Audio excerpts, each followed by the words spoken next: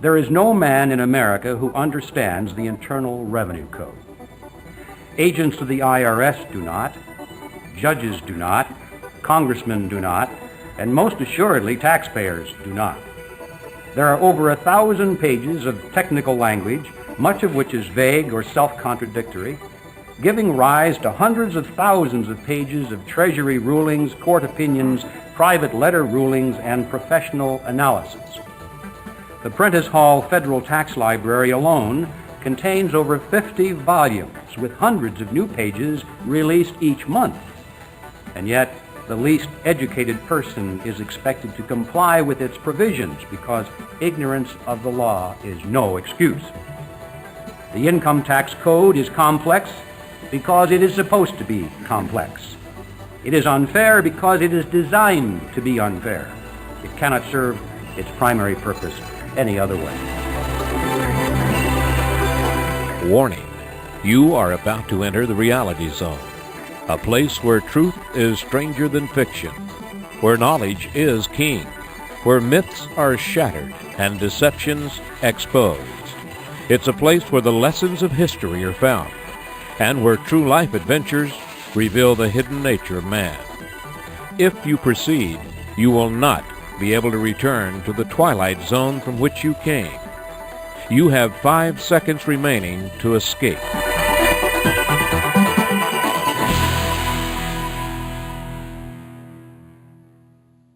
Welcome to the Reality Zone. I'm Ed Griffin. The subject of this program is taxes. It seems that no one is happy with taxes the way they are. Taxpayers certainly don't like them, but politicians also say that they are dissatisfied with them and are forever making proposals for reform. Yet with each passing year and with each new so-called tax reform legislation, the taxes get bigger, more complicated, and more burdensome. The ambitious goal of this program is to explain why that is, and then to offer a proposal which really would be tax reform.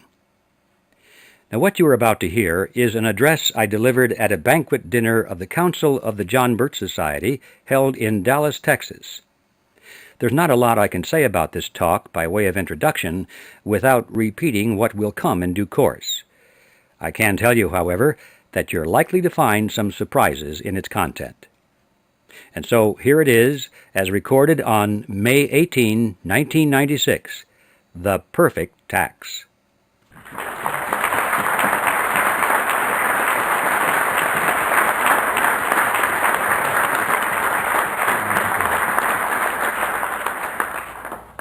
Well, thank you, Jack, and thank you, members of the council and ladies and gentlemen.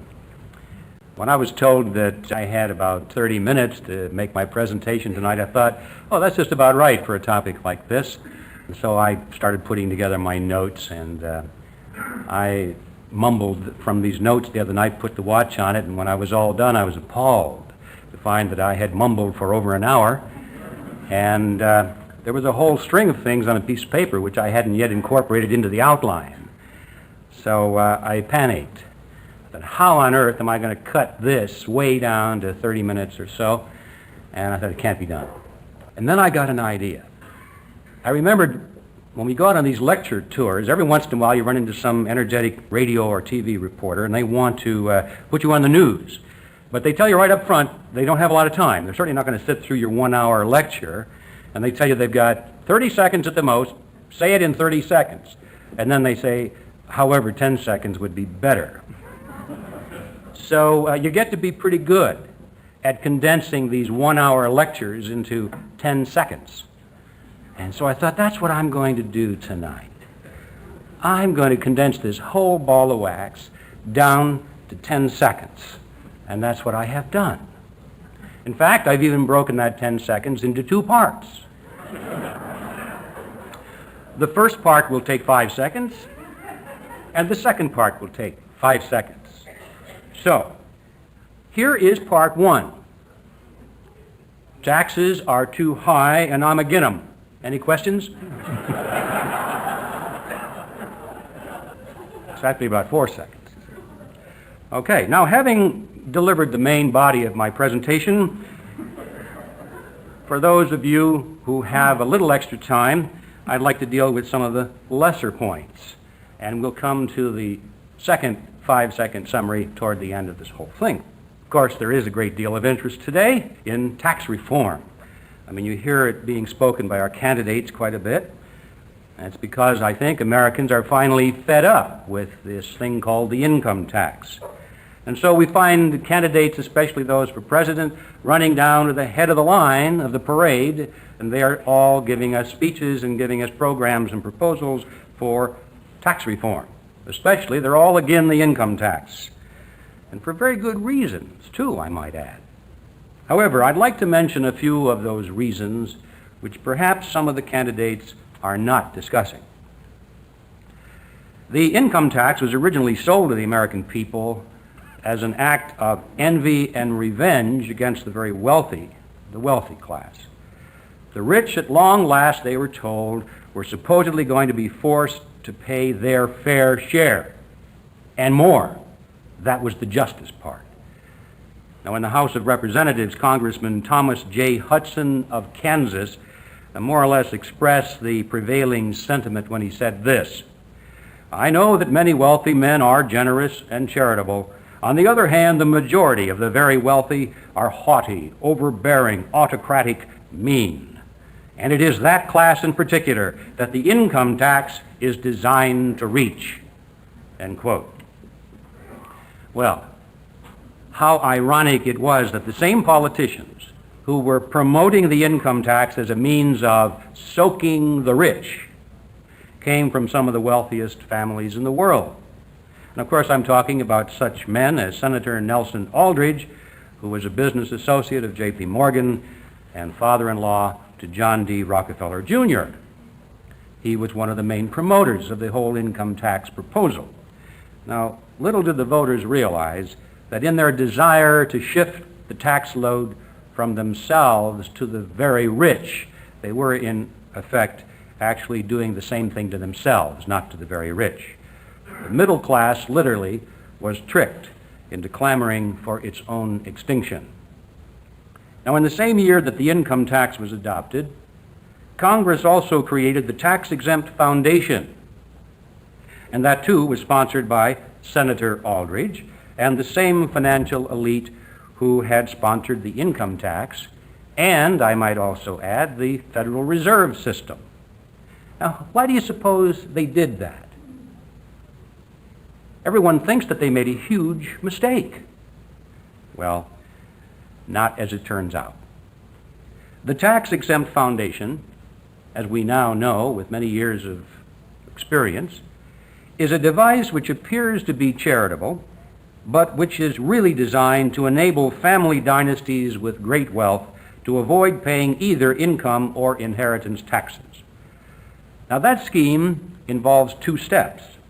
First, the donor very carefully picks managers and directors of the foundation who are financially beholden to him or to one of his commercial enterprises.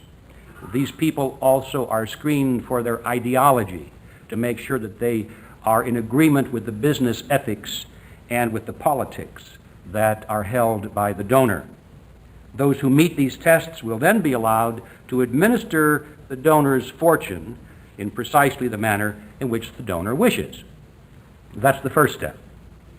The second step is to have the foundation donate a portion of its income to charity.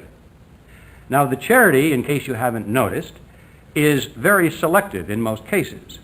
Often it involves projects which generate profits for commercial enterprises which are controlled by the donor or the managers of the foundation. One example would be the funding of drug research for cancer, about which I have a little knowledge. The new drug eventually is approved, and profits flow to the pharmaceutical company which holds the patent for those drugs. The pharmaceutical company, in turn, will be within the control orbit of the donor or the foundation's managers. Now, this little operation is what John D. Rockefeller I often described as efficiency in philanthropy. Well, commercial gain is not the only motive for foundation funding. On many occasions, ideology plays an even more important role. Most of the great tax-exempt foundations are directed by outspoken internationalists, and they make no secret of their view that the United States should be humbled and downsized so it can be merged with other nations under a powerful world government. Oh yes, with themselves as part of the ruling class, of course. Now, it should be no surprise that huge amounts of foundation grants are routinely given to those groups which in one way or another promote the dual program of humbling America and building world government. Now, it's no accident that the tax-exempt foundations were created by the same people who created the income tax and the Federal Reserve. Now, they did not make a mistake.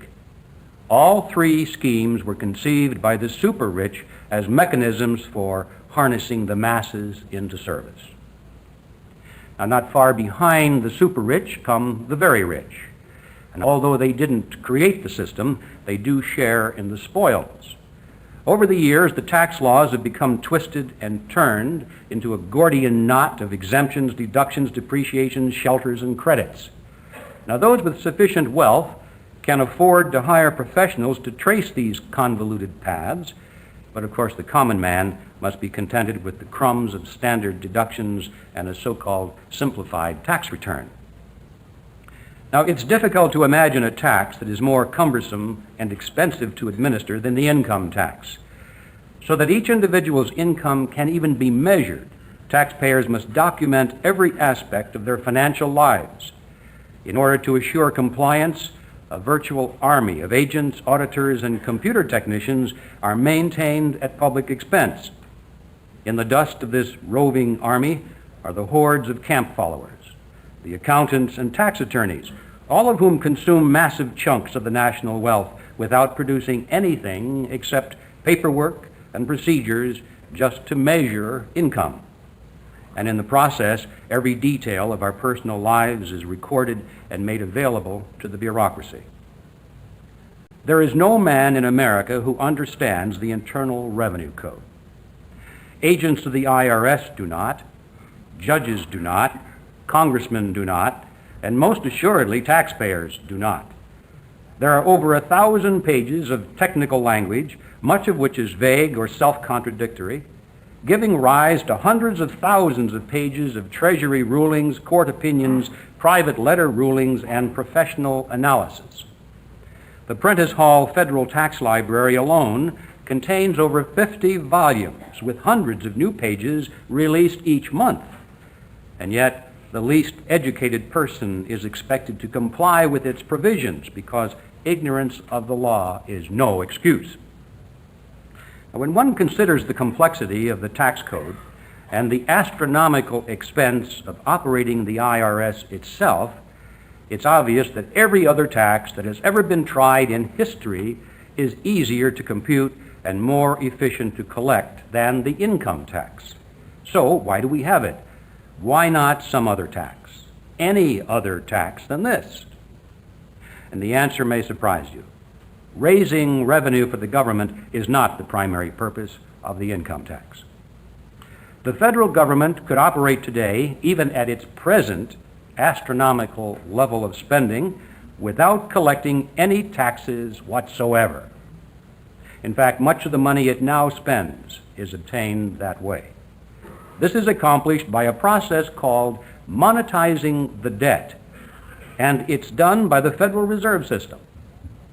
The Fed, of course, is another topic. And if you think condensing a subject of tax reform is a tough one, you ought to try condensing the topic of the Federal Reserve System. And yet, ladies and gentlemen, it's too important to skip. So let me give that one a try with a sound bite. Now, this one will take exactly 16 seconds. Go. The Federal Reserve creates money out of nothing for the government and the banking cartel. This causes inflation and a loss of purchasing power. That loss becomes a hidden tax paid to the government and their partners in banking. It is the most insidious tax of all. That takes exactly 16 seconds if I read at the same rate I did before. But it's true.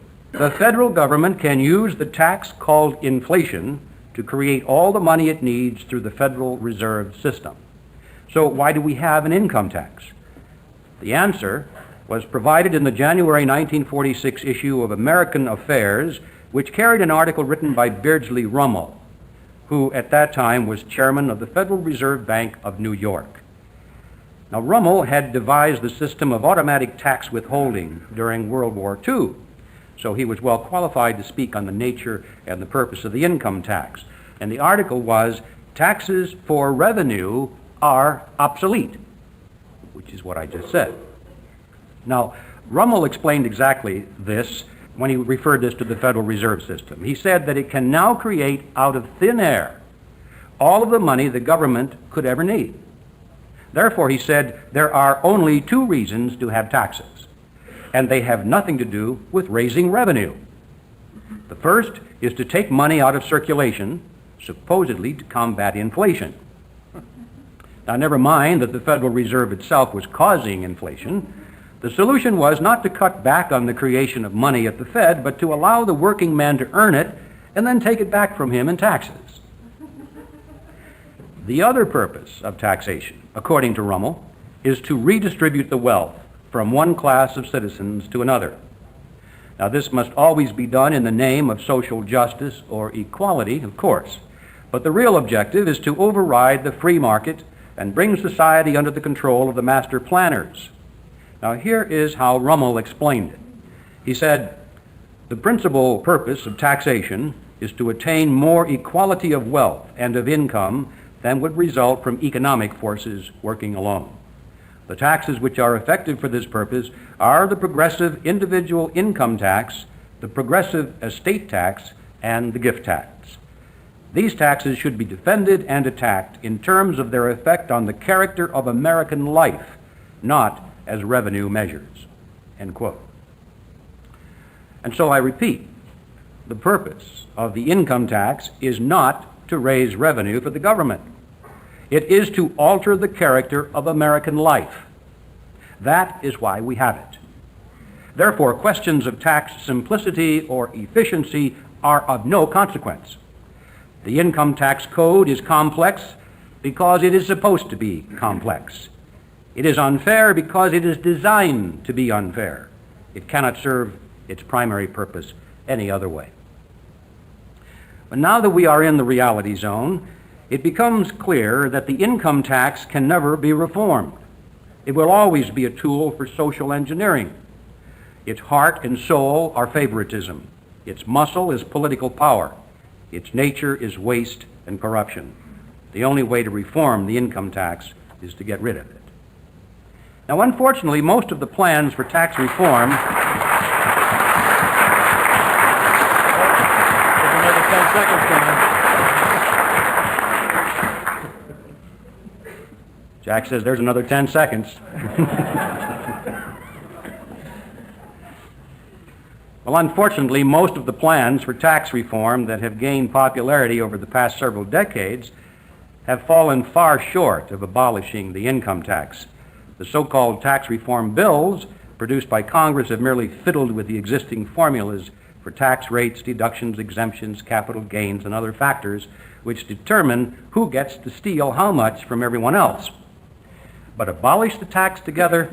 Heavens, that is an unthinkable thought. One of the currently popular plans for tax reform is called the flat tax.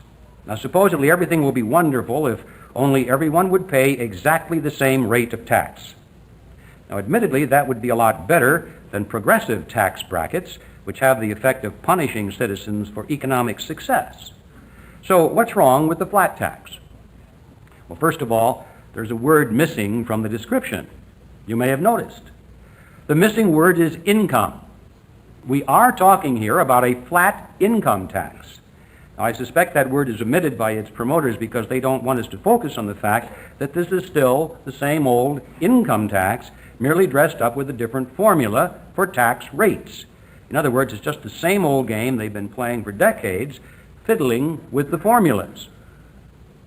Will everyone actually pay the same rate of tax under this proposal? Well, not quite. The promoters tell us that there would still be an exemption for those under a certain income. Oh yes, a deduction for dependents. Oh, and old age, blindness, charity, medical bills, business losses, oil depletion, historic building restoration, and 1,000 other tidbits that are so precious to the politicians who cater to special interest groups and who wish to restructure society. So it's not really a flat tax at all. Even its name is deceptive. But the biggest problem is that under this scheme, the income tax lives on. The IRS and its army of agents remain in force and fully operable. The camp followers of accountants and tax attorneys remain fully employed, and financial privacy remains chained in the dungeon.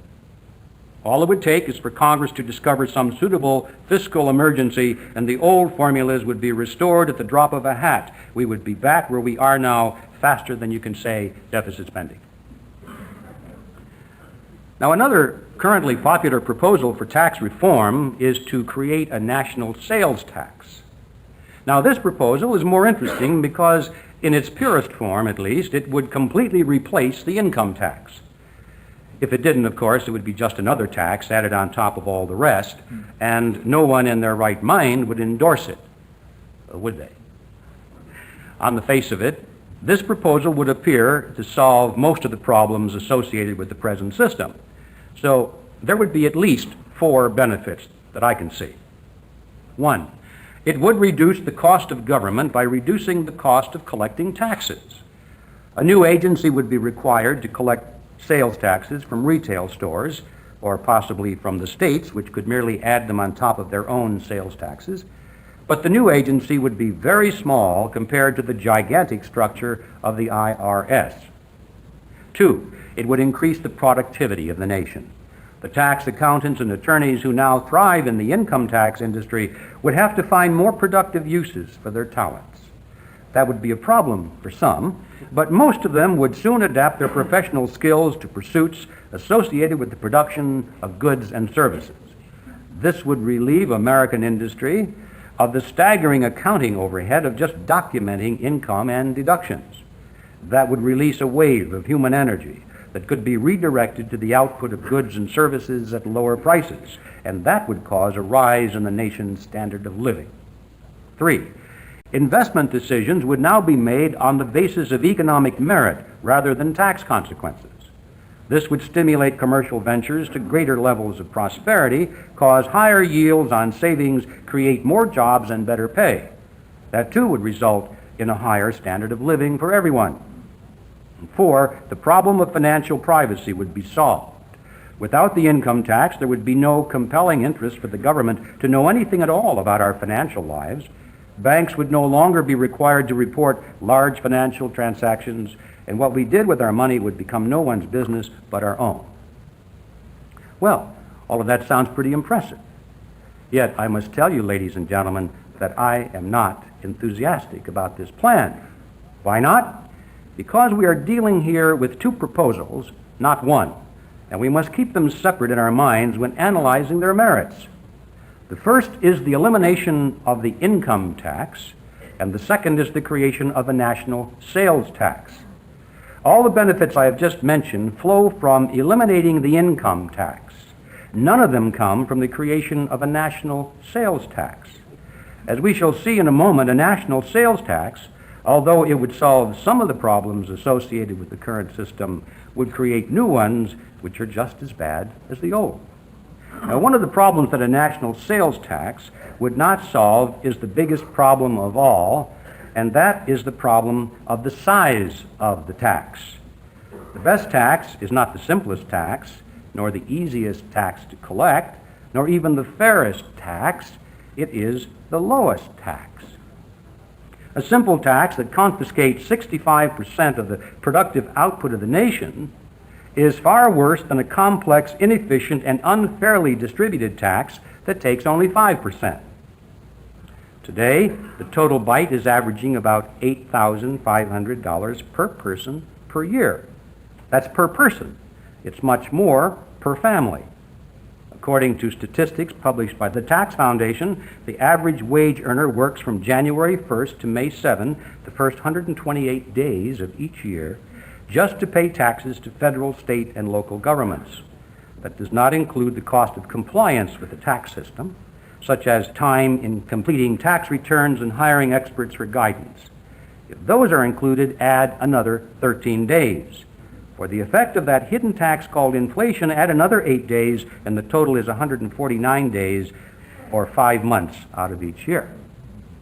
But that's not the end of it. In all the debates regarding tax reform, there's seldom a word about the biggest tax of all, the Social Security tax. For each dollar paid by an employee, the employer pays another one, so the total size of the tax is 2 times what it appears to be on the paycheck.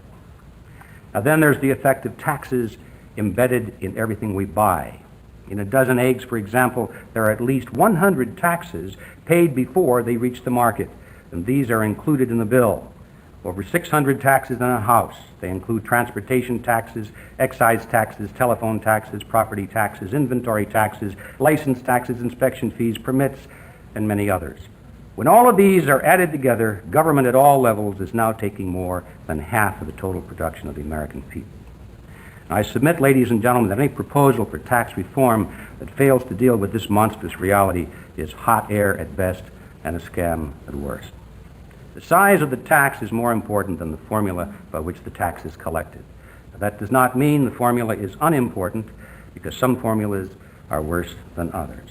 But it does mean that any realistic proposal for tax reform must include some provision which can limit the size of the government itself, which is the only way to limit the size of the tax. The national sales tax proposal has no such provision. In fact, it would provide a very workable mechanism for government to continue exactly on its present course. So what's the answer? What kind of tax could accomplish the seemingly impossible task of limiting the size of government? Well, I have some good news for you. There is a tax that was designed to accomplish exactly the goal we seek. Furthermore, this tax is not just a theory. It already has been tested in America and found to be entirely workable. Where is this plan to be found? It's hidden in the place where it's most unlikely to be discovered by Congress. It's in the Constitution of the United States. Now, one of the most urgent matters taken up by our founding fathers at the Constitutional Convention was how to establish a tax system which would not become onerous to the people. It was a burning issue that consumed the delegates for many months. One of the concerns was that the new tax must act equally on the majority as well as the minority. In other words, if farmers would find themselves in voting control of Congress, they must not be allowed to shift the tax burden to people in the cities. And those states with greater population must not be allowed to shift taxes to those with smaller population. Regardless of which citizens might find themselves in the majority, they must not be allowed to tax others in any way beyond what they tax themselves. There was unanimous agreement on that principle. The second principle was an outgrowth of the concept of no taxation without representation. They just fought a war to establish that point. If we pay taxes, then we must have representation. Conversely, if we have representation, then we must pay taxes. That's the other half of the equation. And since the purpose of representation is to control taxation, it follows that no one should have a voice in taxation who is not paying those taxes. In Massachusetts, even prior to the Revolution, there had been a public uproar over the occasional election of ministers because they didn't pay taxes. It was understood that all citizens were entitled to equal protection under the law, but only those who paid taxes were to be entitled to vote. Now, the tax plan that emerged from the Constitutional Convention was brilliant. Nothing like it had ever been proposed before or since. It was never given a formal name, but for our purposes, let's call it the Uniform Apportionment Tax, and the reason will become clear in a moment. The delegates to the convention made reference to 2 kinds of taxes, direct and indirect. These words were not defined in the Constitution, which was an oversight and would assume major proportions in the following years. But it's clear from the debates and essays leading to ratification that the delegates shared a common understanding of these words. It was the same meaning that we find in the 1933 edition of Black's Law Dictionary, and this is it. A direct tax is one which is paid by the person who is the intended ultimate taxpayer. It is a direct tax because he pays it directly to the tax collector. An indirect tax is one which is passed on to the ultimate taxpayer in the form of a higher price for something he buys. It is an indirect tax because he pays it indirectly to the tax collector. Examples of a direct tax are property taxes and per capita taxes, which are paid by the ultimate taxpayer directly to the tax collector. Examples of indirect taxes are import taxes and excise taxes, which are paid for by the ultimate taxpayer indirectly as a part of his price for goods and services. Now, direct taxes were viewed by the Founding Fathers as dangerous because they give government great power over its citizens, and also because in order to measure these taxes, government agents must have the authority to snoop around the private property and into the personal lives of all citizens. They agreed, therefore, that direct taxes are safer if administered by the states where elected representatives are closer to the people and government is easier to control. Indirect taxes, on the other hand, were viewed as less dangerous because people could avoid them entirely if they wanted, merely by not purchasing the items being taxed. The assumption in those days was that the indirect taxes would be leveled only on items considered to be non-essential, such as liquor and tobacco. And also the process of collecting indirect taxes does not violate the right of privacy. So for these reasons, the delegates agreed that the federal government should be limited to indirect taxes only. Now, with all that background in mind, now we're ready to look at the uniform apportionment tax. It consists of two provisions. One, the federal government shall derive its primary revenue from indirect taxes, and these shall be uniform in all states. Two, in the event of war or similar emergencies, the federal government, with the consent of Congress, may levy direct taxes passed through, as they called it, passed through the states to the citizens of the states. This tax, however, must be proportional to the number of representatives that each state has in Congress. This process is called apportionment. And so, in other words, if there were 100 representatives in Congress and the state of Virginia had 7 of them, the voters in Virginia would have to pay 7% of the direct tax. Now, the merit of this tax cannot be appreciated merely by studying these rather dull rules. It's to be found in the philosophy behind the rules. The purpose of apportionment was to limit the power of the central government. Direct taxation through apportionment was to be used only to pay for war or other great emergencies. It was viewed as an extreme measure and not intended for the day-to-day operation of the federal government. That function was to be financed by indirect taxes alone.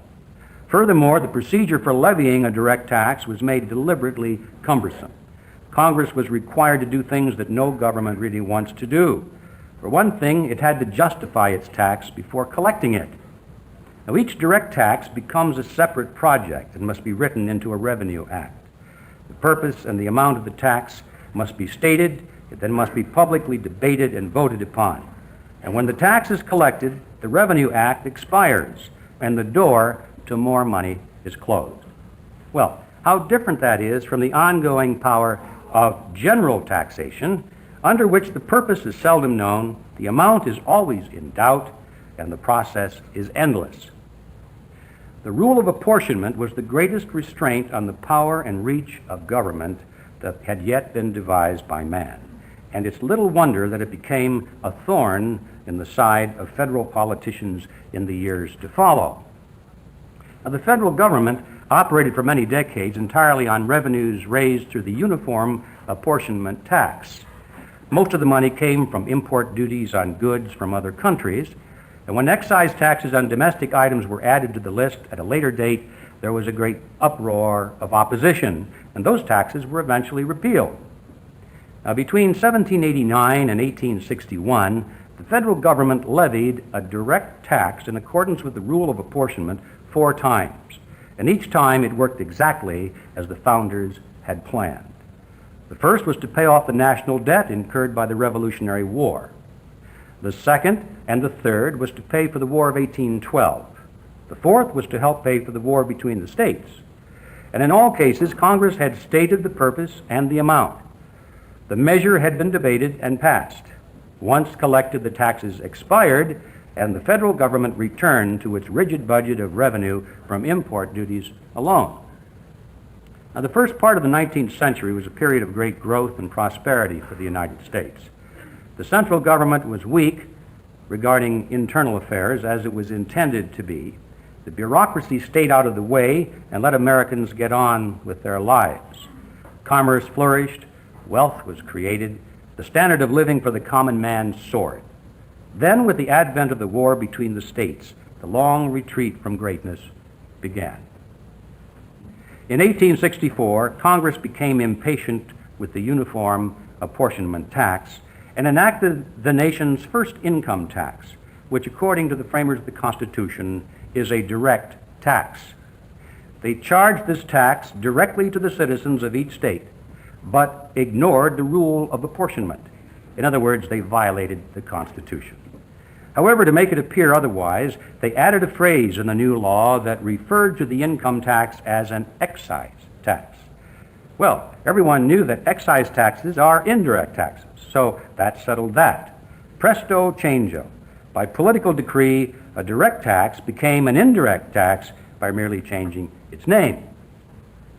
Well, fortunately, the tax had been presented as a temporary emergency measure, and it expired in 1872. But it was the beginning of the end. By that time, the theories of Karl Marx were sweeping through the intellectual and educational institutions of America, and the populist movement was capturing political power. Politicians dreamed of a permanent income tax because of the bountiful stream of revenue that would follow from it. The masses were also fascinated by its progressive or graduated feature because it gave expression to their envy of the rich. In 1894, Congress was firmly on the populist bandwagon and passed the nation's second income tax law, which was promptly declared unconstitutional by the Supreme Court, which said a direct tax is still a direct tax, regardless of what Congress may call it. The matter was far from resolved. Populist sentiments continued to grow and gain political converts. By 1909, the Republicans had taken up the banner for the income tax and proposed the 16th Amendment to the Constitution, which was designed to take the matter out of the hands of the Supreme Court. The amendment was ratified in 1913, and it has been with us ever since. Well, enough of the history. What we're going to do about the tax today. Let's start with the negatives. We do not need a flat income tax, which merely would be one more useless attempt at fiddling with the formula for favoritism.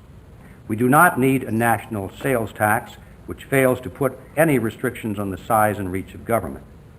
Theoretically, indirect taxes could include a national sales tax, but that would be a huge mistake, in my opinion, because it would keep the door open to a limitless stream of ongoing revenue.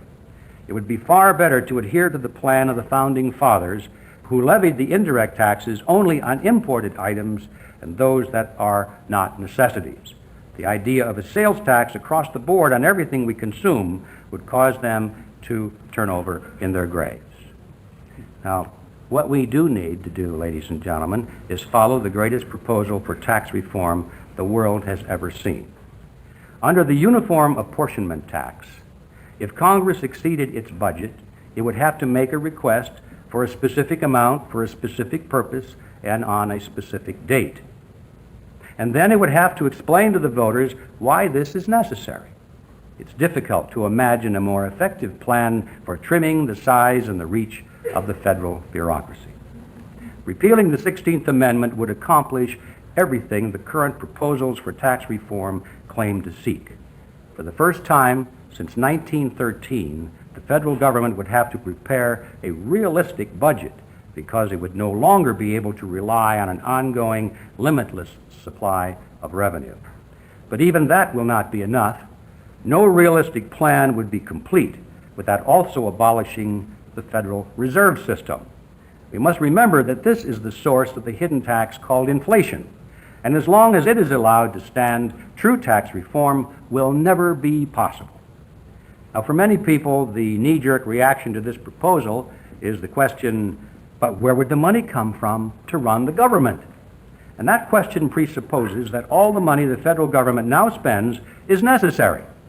The reality is that if we were to cut out the waste, subsidies, foreign giveaways, transfer programs, interest on the national debt, transfusions into the International Monetary Fund, and support of the World Bank, plus the cost of running the IRS itself, the federal government could easily operate as it was intended to do on the indirect taxes it now collects. And so in conclusion, ladies and gentlemen, I will summarize the second half of this presentation in exactly 5 seconds. And here it is. If you are serious about tax reform, the uniform apportionment tax is the only game in town. Thank you very much.